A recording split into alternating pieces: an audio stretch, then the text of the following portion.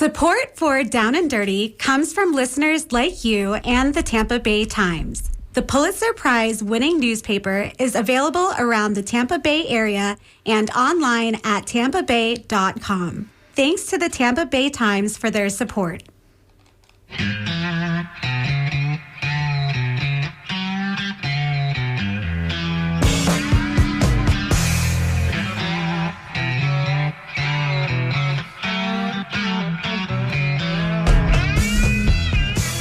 Good morning, good morning. This is John Dingfelder. You're listening to WMNF, and our show is called Down and Dirty because we do like to get down and dirty about politics and issues, national and local. I'm joined this morning by Skip on the board. Good morning, Skip. Hey, good morning, John. How's it going? It is great morning, thanks. A beautiful, beastly hot day in our neighborhood. and I'm thinking about going out and mowing the yard later. Good idea. Good idea. All right, let me bring in our guest right now. Let's see if he is there. Good morning, guest. Good morning, John. Can you hear me? We can hear you. Yeah, a little louder. We can hear you. And how's it going? I'm bringing a good friend of ours, an attorney, esteemed and illustrious civil rights and civil liberties and all sorts of good things. Matt Farmer from Tampa. Good morning, John. Hey, Skip. Good morning. So, Matt, you and I have known each other a long time. I think we met in law school up in Gainesville. Yeah. It's, mid to late 80s, and we've seen each other doing civil rights work and criminal defense and stayed in touch. Yep. And Matt, we're very, very proud of the work that you've done over the years, and we're going to talk about some of that. But before we do, I want to talk a little bit about Matt Farmer. Matt, I actually forgot, where were you born? Where did you grow up? Oh, I was born in Chicago, but I grew up since third grade in Clearwater. Okay. So went to school out of state, and after law school decided to come back to the Bay Area. That's right. You went to Princeton, I believe. You and Bill Bradley. Right. We didn't overlap, but yeah. And you didn't have that shot from the corner either. Right. Not many people did. I love Bill Bradley.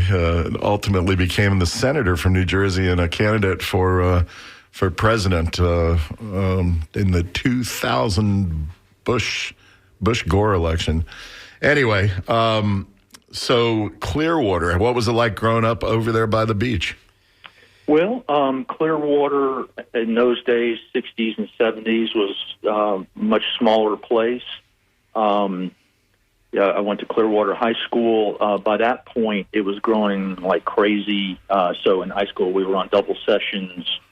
I think Clearwater started annexing a lot to the west, right, and gobbling up stuff, and that's probably a lot of the growth, wasn't it? Yeah, that's exactly right. Mm-hmm. So they started building some more high schools. Thank goodness, countryside. What were you? The Hurricanes, the Tornadoes, the Tornado. The Tornadoes. That sounds ferocious. So. Princeton, and then back to the University of Florida for law school. And then we graduated. We all settled back down here in Tampa. And tell me what happened next, because I can't remember. But I know within a short period of time, you and your partner set up a firm specializing in criminal law and also civil liberties and civil rights and First Amendment. Yeah, that's right. That was in 1991. And we've been doing that ever since. Just T.J. Fitzgerald and I have been, just two partners in our law firm, and I just really enjoy this kind of work. And there was a great deal of overlap between criminal defense and civil rights work. So I ended up doing a lot of police practice, civil litigation, false arrests, and excessive force. Suing the various police departments in the area and also county sheriffs who are running the jails and that sort of thing. That's right. pretty much every agency, in the Tampa Bay area, and some out of county and some out of state as well. So what's the name of your horse? Because I know that work is like Don Quixote, right? I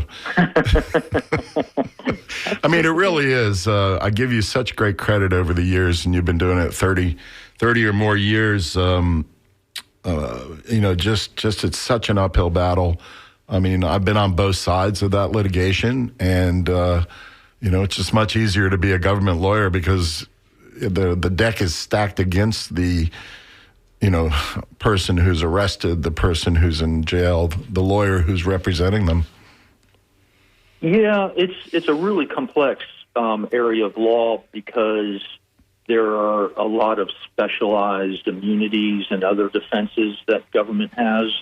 So it's super challenging, and but at the same time, that's fun too. And the law is always changing. There's a lot of civil rights opinions from the Supreme Court and from our circuit court of appeals just constantly. So if you're, into that area of law and you're kind of a nerd, it's a great place to practice. I don't think there's too many other attorneys doing it in the area that like you are. I mean, I imagine there's a handful. But yeah, there's a handful of really good ones. Michael Maddox is one who does some really good work and sort of does criminal defense and civil rights like we do. Like Michael likes to remind me of it's such a small world of the fact that he's much younger than I am. He used to mow our yard when he was a teenager and I was in college or law school or something like that. I heard you have plans to do some of that today. Maybe you could call Michael. I should, because he's in much better shape than I am. We've got Matt Farmer, esteemed attorney. How do you describe yourself when you go to conferences and stuff? Are you a civil rights, a civil liberties attorney? What are you? Pretty much commonly call ourselves civil rights attorneys. There you go. Yeah. There you go. And he's with the firm of Farmer Fitzgerald. If you happen to have one of those cases, I'm sure they'd be glad to talk to you. And if you want to talk to us and join the conversation, it's 813-239-9663. Matt just reminded me a little while ago before the show started that he and I were actually litigated on different sides of an issue. Remind me again about that one, Matt. Yeah, that was a real fun case. I represented some folks who were soliciting funds from one of the medians on Bush Boulevard. Mm-hmm. And at that point, I'm not sure if the ordinance is still in effect, but at least at that point, Hillsborough County had an ordinance that prohibited folks from doing fundraising from the median like that for safety issues and et cetera. And I think the style of the case was actually Krishna something or other, wasn't it? Yeah, right. My clients were the group of local Krishnas, and a part of their religion was proselytizing and fundraising in the community. And actually, they do and did very good work. They fed hungry, they housed homeless. It was all charitable giving that supported their efforts. Well, I remember up in Gainesville as an undergrad, they used to feed the students, and I think I participated in eating some of their rice and whatever else they were serving. I was a starving student. But then I became a mean and ugly county attorney trying to shut them down and shut down your lawsuit. Well, you did a great job, John. You prevailed. In federal court, I believe. Yeah, in federal court, as I bitterly recall. And no, I've forgiven you. But you were a very gifted civil rights litigator. And that was an interesting case because it showed how difficult it is to prevail against the government, and the government has a lot of defenses that it raises in those types of cases. Yeah. That was a First Amendment claim. And we were both young pups. Yes, I like federal court just because, it's difficult and it's time consuming, but you can really dig in and. The federal judges don't want to hear your argument necessarily. They want to read your brief. and really see the cases that you've lined up and that sort of thing. And that's why I think I kind of preferred it.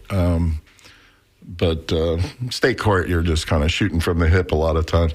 Listen, Matt, we've got a caller, Chris in Clearwater. It sounds like he's interested. And Matt, you can stay on and listen because you're on a different line.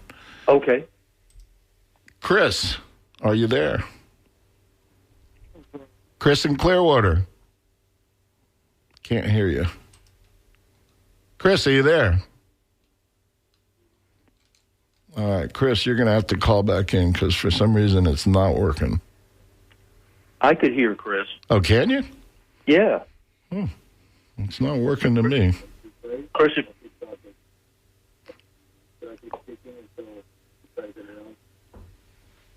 All right, Matt, you repeat his question. yeah, he wants to know if he should stay on the line or... But go ahead and ask your question. Matt will hear it, and he'll repeat it. Yeah, go ahead, Chris. Okay. Sentence by sentence.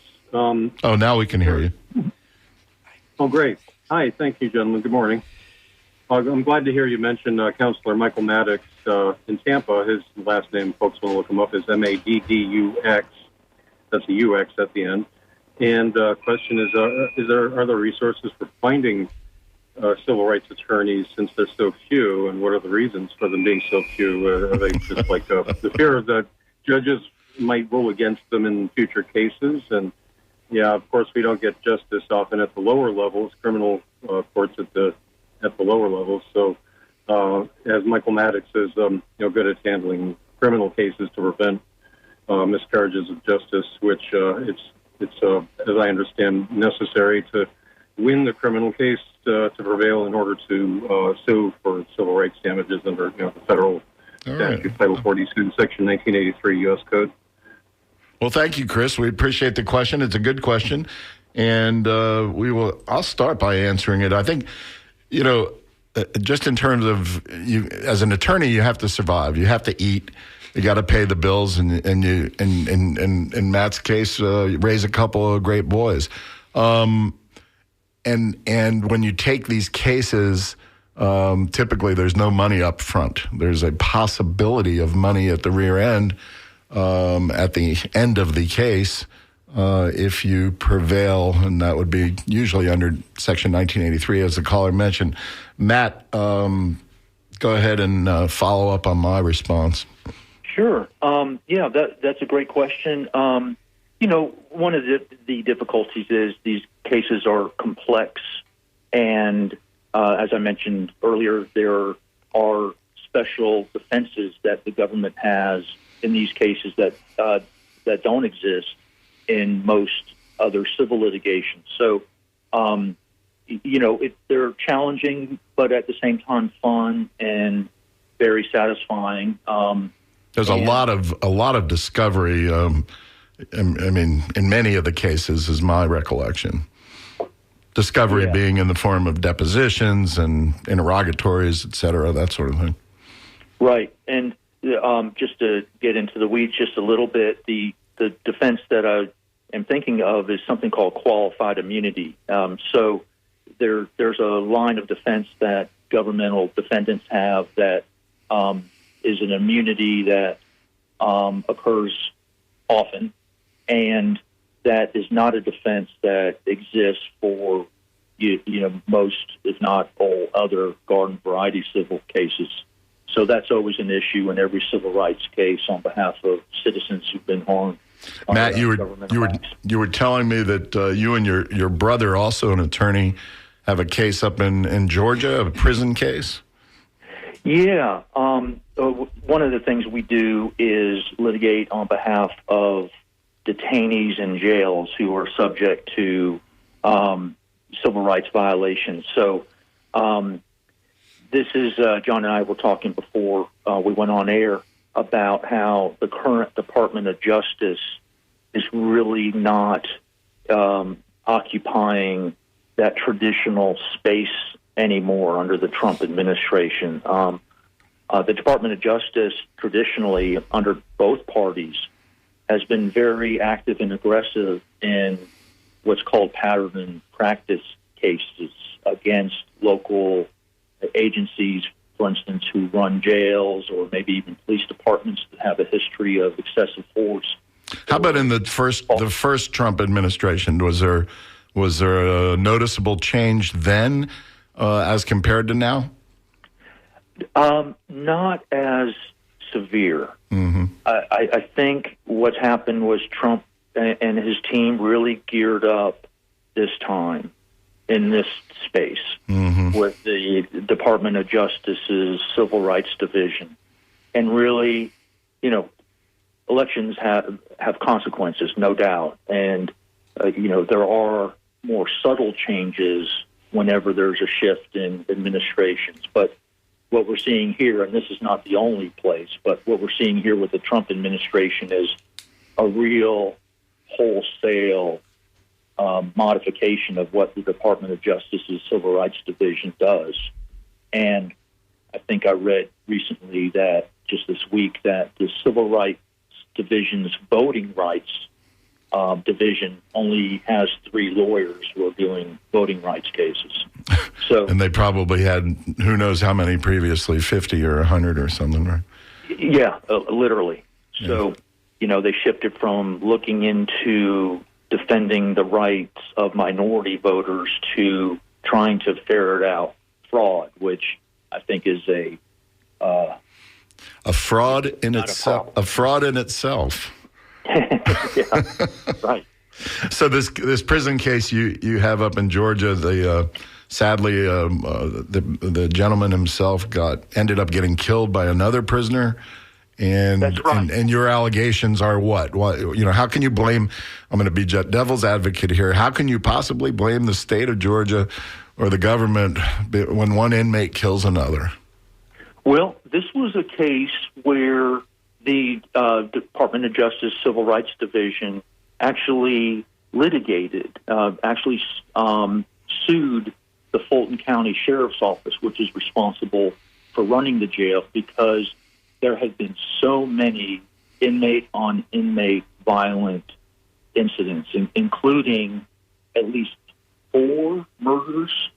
So this lawsuit was a while ago when the federal government realized that this was not right and violating individuals' civil liberties and that sort of thing, and they stepped in and settled with the state.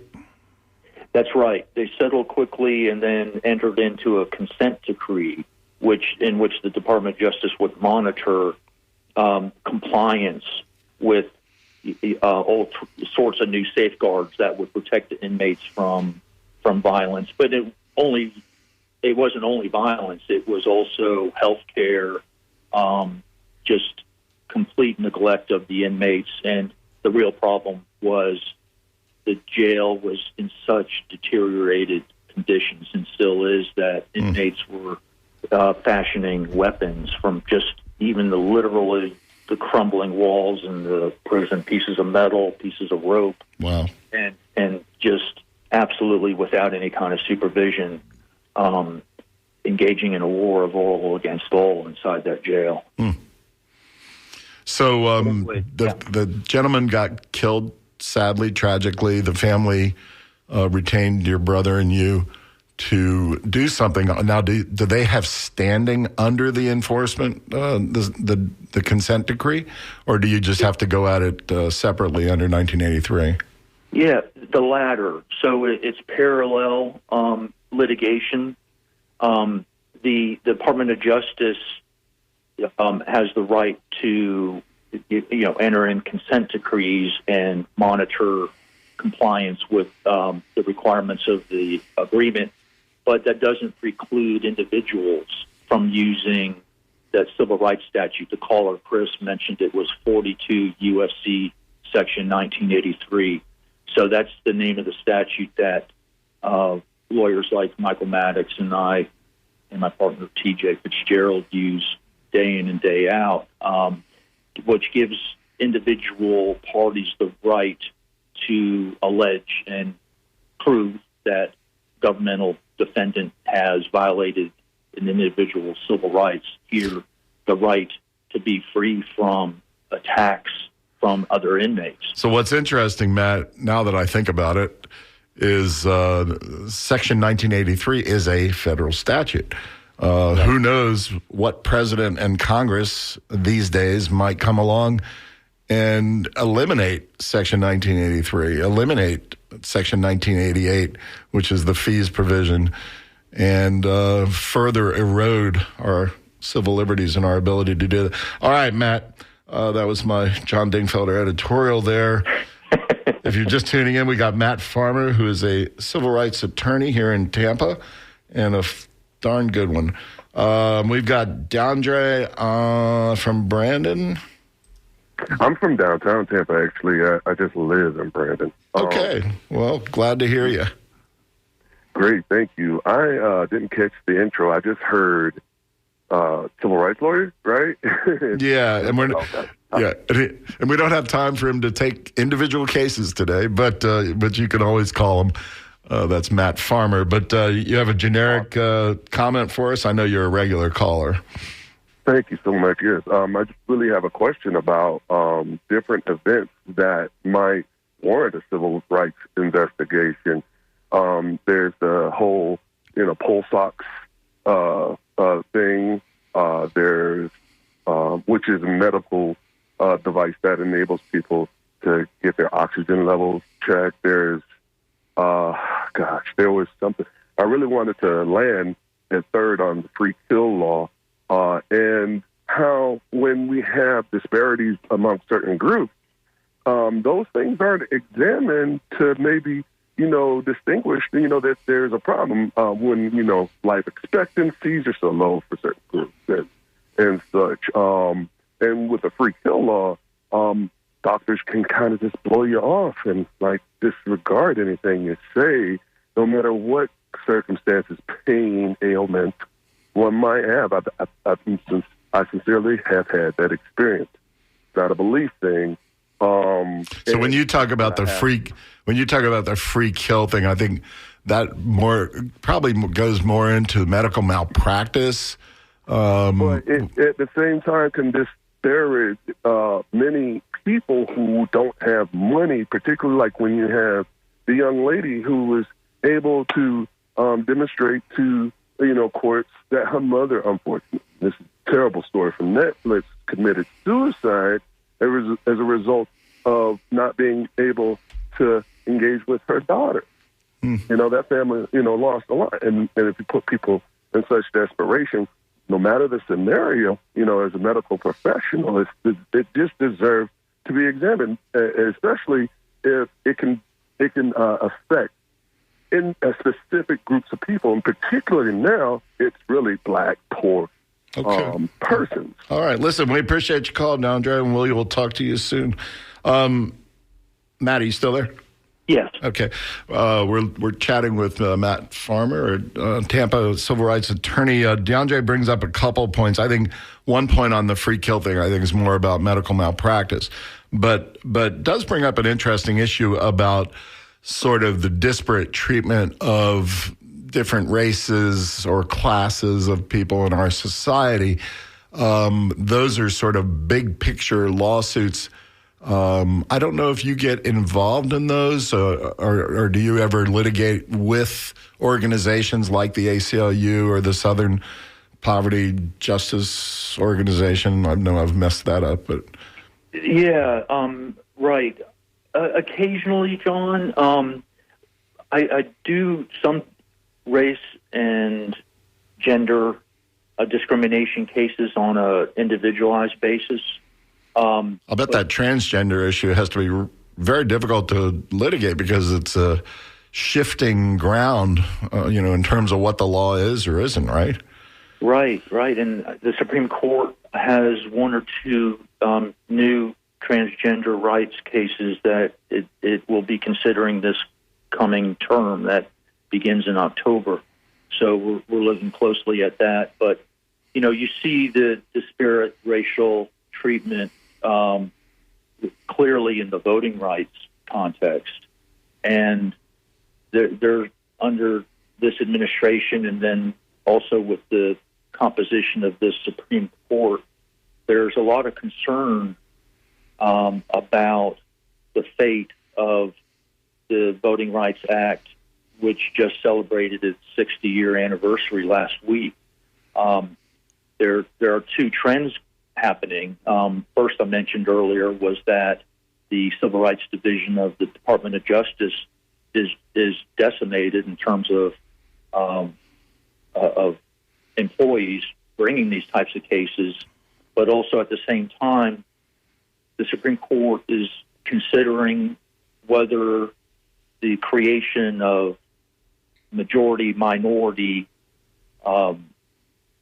political entities itself violates the Constitution because it's not race-blind. So that's been the entire foundation of the Voting Rights Act, is to avoid diluting black and other minority political power from the line drawing process.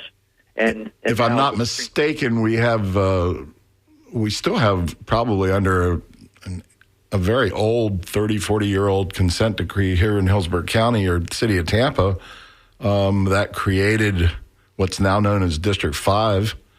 I believe that's under a Voting Rights Act consent decree. Do you recall that, Matt?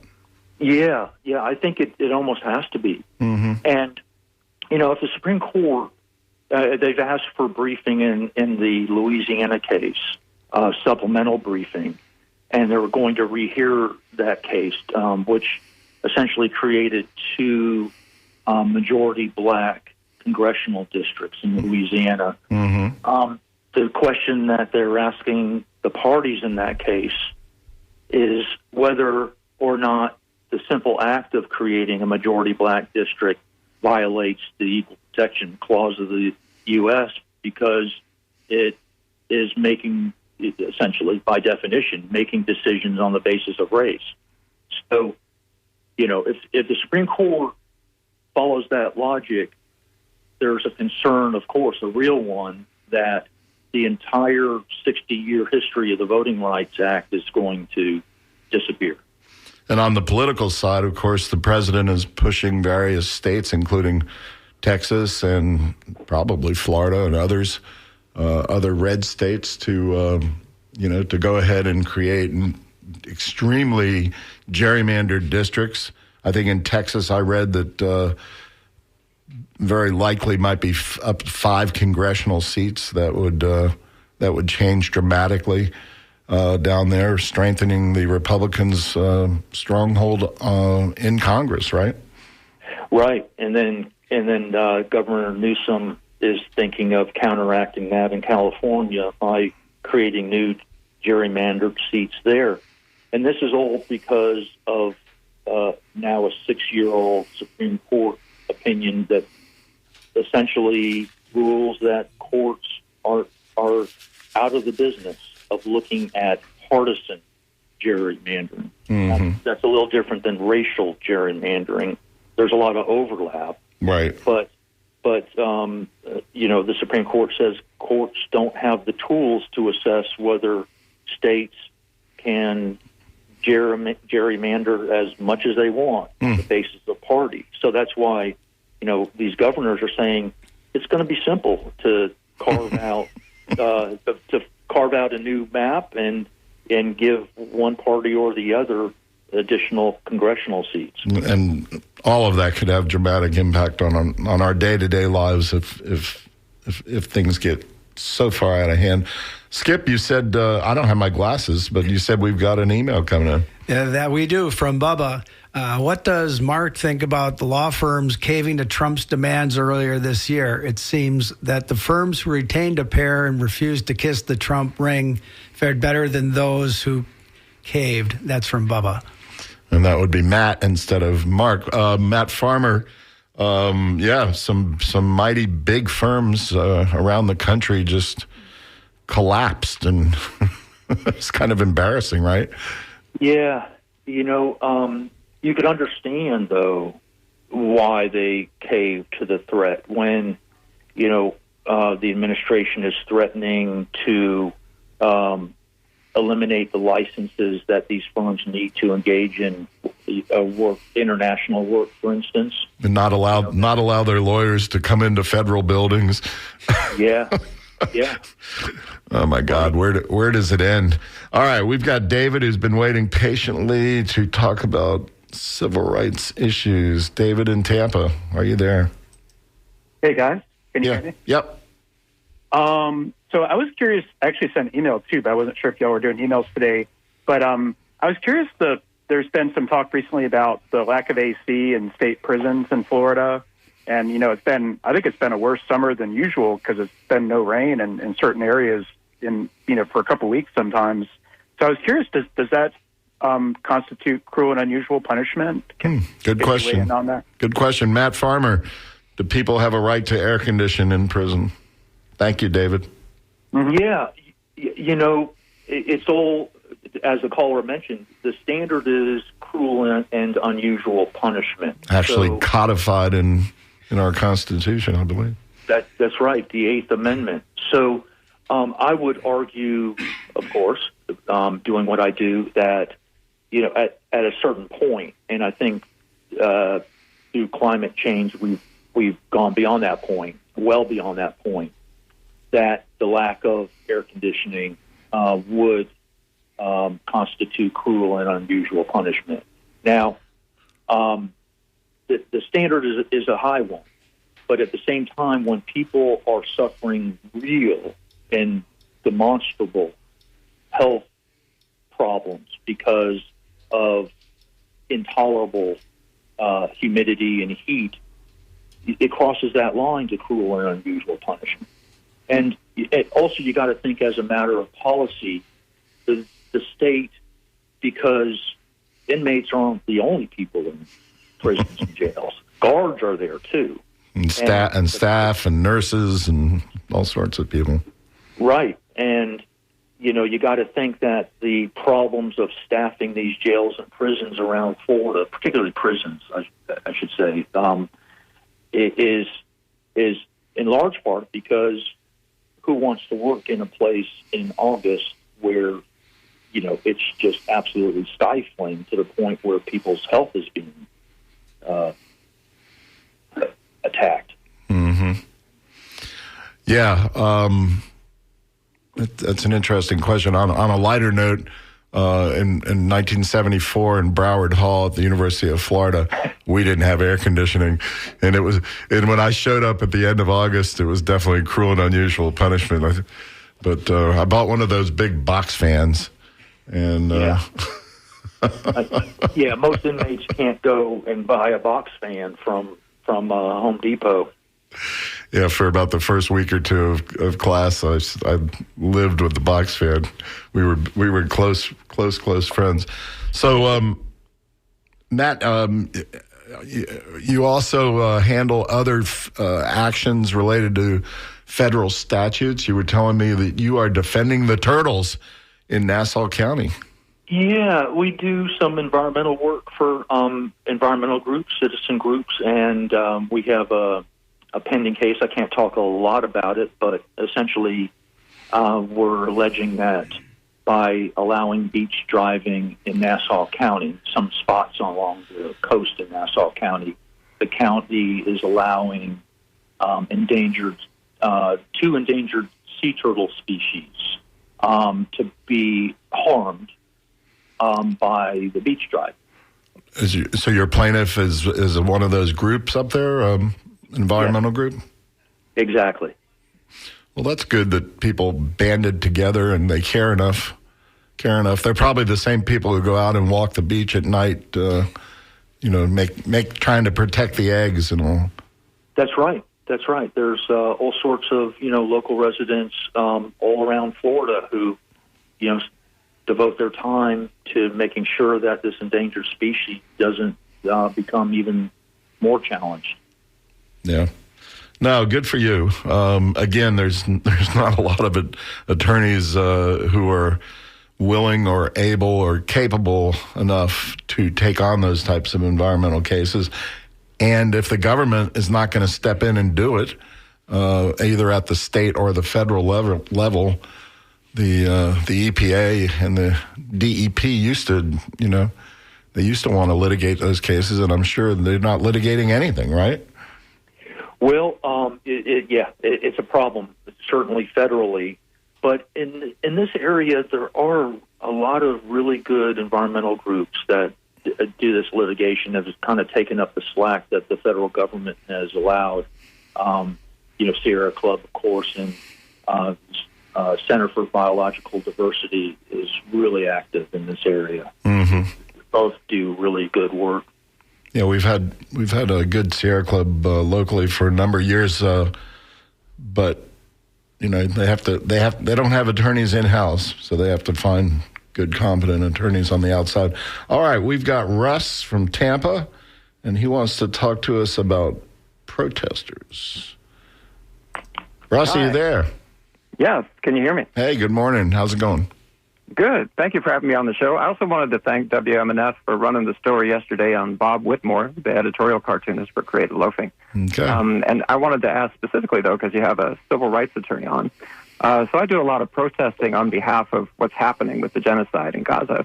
And we have two incidents where our protesters were attacked during the Turning Point USA rally. Both of them were holding Palestinian flags.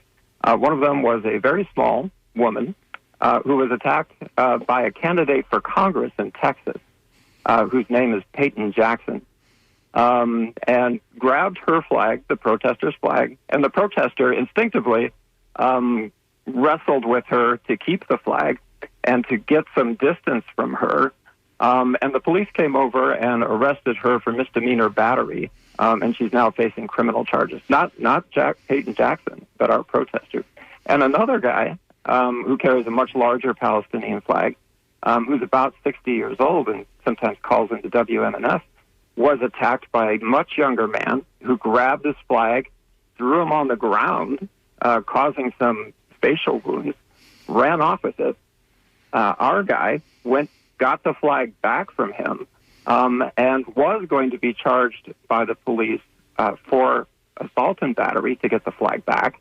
But luckily, he found out that the charges were later dropped. And I was wondering, I've also heard stories from protesters about, they were on USF campus during those pro-Palestinian rallies. Police attacked the protesters, and then to add insult to injury, accused the protesters of attacking them. And is this a pattern, especially regarding pro-Palestinian anti-genocide protests? Thank you. All right. Thanks for your call, Russ. Thanks for your involvement in the community. Stay safe. Matt, you got any on that? Well, I'm glad that the second individual escaped from being arrested by the police. That's good news.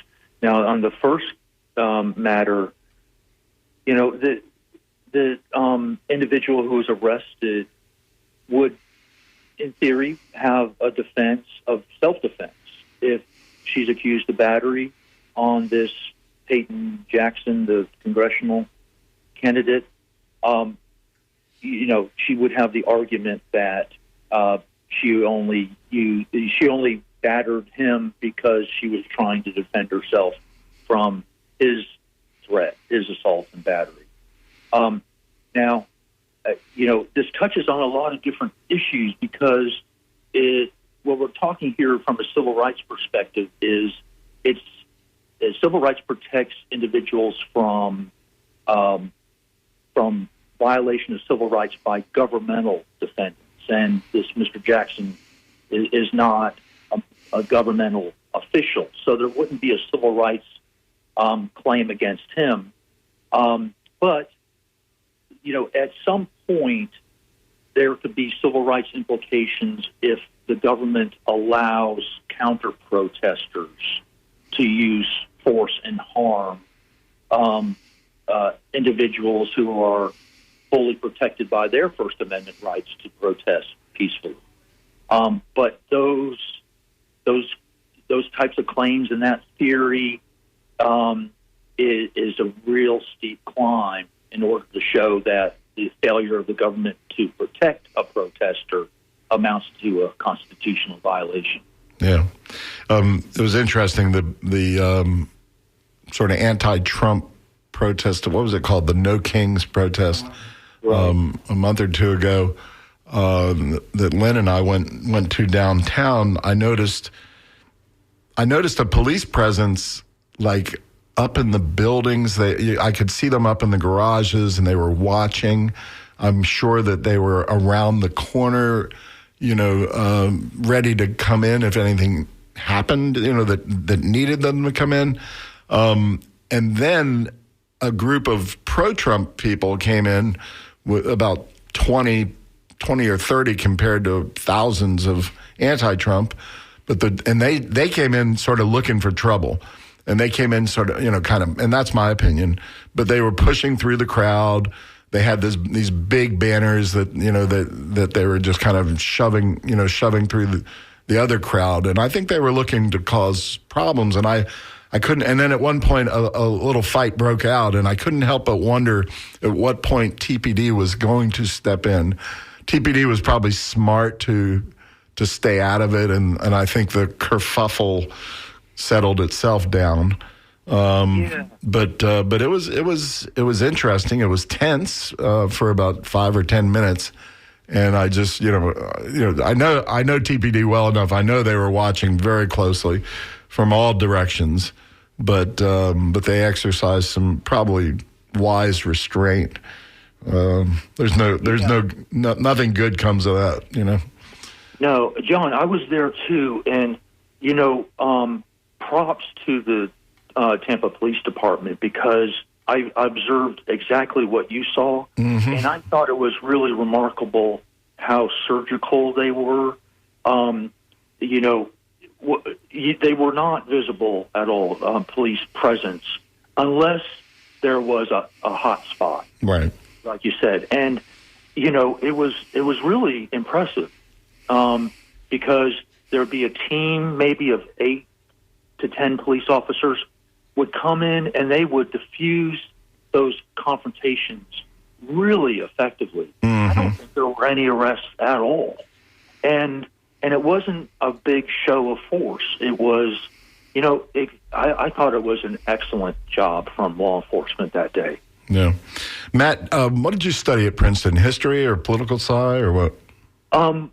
Both, a combination of both. It was the Department of Politics, but there was a lot of history. Yeah. The reason I mentioned that is I was reading a New York Times article yesterday about apparently Trump has created at least one person, if not more, to go out to the museums, especially the ones like the Smithsonian's, and from what I can see, look to rewrite history. They, as a matter of fact, they already took down an exhibit that had mentioned that Trump had been impeached, and they took it down. I don't know if you heard about this, Matt, but it was a fascinating article. Now they're talking. There's a particular woman who's in charge of this from the Trump administration, and they're having conversations with the Museum of African American History. And you've been to that, haven't you, Matt? Yeah. Yeah, and for those of you who haven't, it's an amazing museum in Washington, D.C. That speaks to, the slavery and the horrifics of slavery. And then it goes, and that starts in the basement where it belongs. And then floor by floor, as you go up into the top of the building, it goes into some of the wonderful achievements of African Americans in this country. But I can't help but think that over the next 3.5 years, that this Trump administration might tell the African American Museum to just close off or get rid of those bottom 2 or 3 floors that speaks to, slavery and Jim Crow and all of the realities. Matt, you're a history major. What do you think?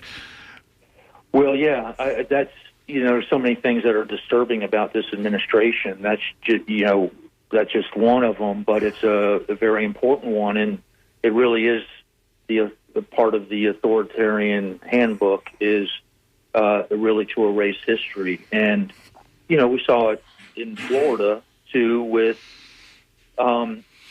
this sort of, I guess, argument that to teach about slavery and teach about our history and teach about Jim Crow era Under the DeSantis administration, what did they say? Slavery wasn't such a bad thing. It taught a lot of good trades. Was that it? Yeah, that kind of thing. But, oh my God! But also the theory is, as I understand it, is an argument that it makes kids feel bad to hear about our history, right? The realities of our history, right? And it's far from all rosy. And to protect, young students from history. And I don't know really, words fail about how damaging and improper and counterproductive that is. And just offensive. And just silly. Lynn and I were talking yesterday. There's this, of course, the term helicopter parents has been around for a while. I don't know if you and I are guilty of that or not, but probably probably a little bit. But now apparently there's a new term called snowplow parents, where they plow the road for their children to make sure that their lives are perfect and they don't suffer. Maybe Trump is part of that. He's plowing the road for our children so they never hear about the bad things in the world. Oh goodness. Yeah. I don't think it's really about protecting young students from learning history. I think it's just it's a version of history in which the Civil War didn't happen, and there was never a point in our history where African Americans and Indians were 3/5 of a person. Right. It's just, and the Holocaust didn't happen either, by the way. Yeah. Well, that's probably same folks. Same folks belong in both those camps. Yeah. Well, we were talking about the Attorney General, our local Pam Bondi, and it looks like she is jumping in knee deep to the takeover of Washington, D.C., the District of Columbia. I don't know. I don't know how that started. Do you think it started because of the politics? Did it start because now they're jumping into this issue that D.C. is a sanctuary city, and the D.C. local government had passed these sanctuary city ordinances and policies, like many other democratic cities, and now they're saying, that under this federal takeover by Trump last week, that not only are the National Guard going to come in to help enforce the law, but on top of that, all of these sanctuary city policies are going to be, history. There's got to be some significant civil liberties issues there, Matt. Right. It seemed like the precipitating event was one of the Doge employees was a victim of a carjacking last week. So really? I didn't know that.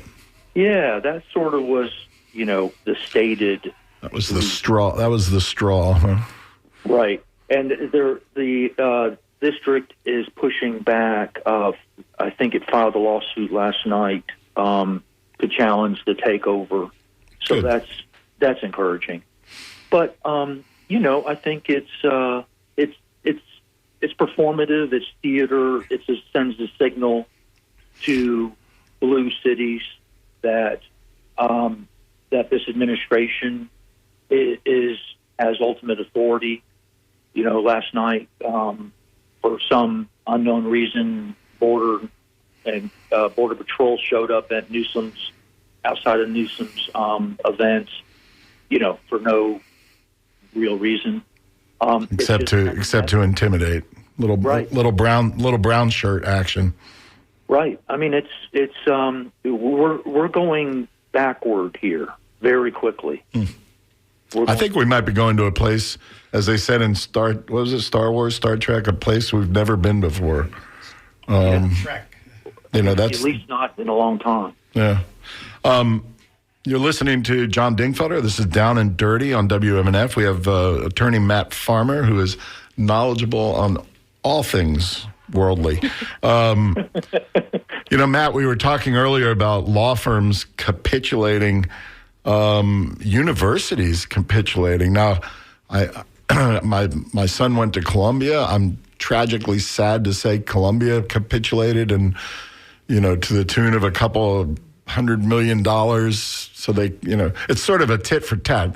They want to get back their $1 billion from the federal government, so they give up $200 million, but they sign some sort of consent decree. But it's been impacting a lot of the major universities. Was Princeton similarly attacked? Well, not to my knowledge. And how'd you guys get away with that? Well, what I've heard is that it's the schools that have marked federal funding. So that's the point of leverage the administration has with in order to dictate terms to places like Columbia and Harvard, is because there's so much federal funding of their research and everything else. Yeah, like med schools. Mm-hmm. So Princeton does not have a med school, and it might be just as simple as that that leverage point doesn't exist as much as it does as Harvard and Columbia, where your son went. Yeah, he was a slacker. I doubt that.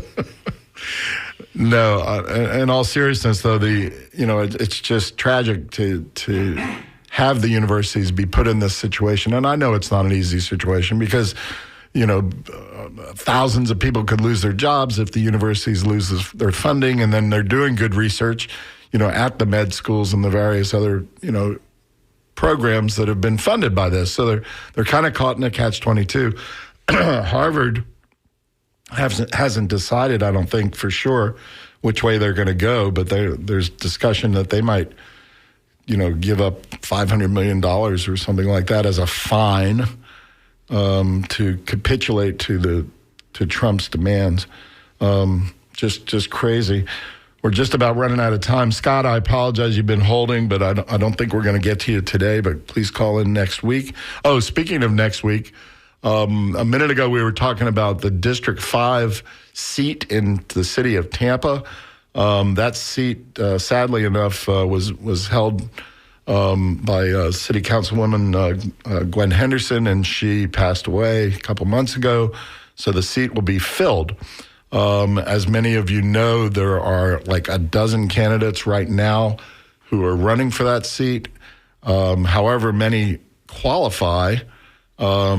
Next Friday from 10 o'clock till 12 o'clock, we will have a debate right here on this station of all the remaining candidates. So, Skip, that should be wild and woolly. I expect at least eight out of the 13 will qualify, and we're going to have a debate with all of them right here between 10 and 12 on WMNF 88.5. So please tell your friends to tune in. I think it's the only one that's going to be televised on the radio or television.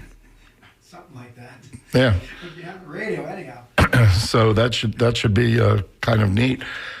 Matt Farmer, any parting words? Are you encouraging your children to move away and leave the country, or stay here and slug it out?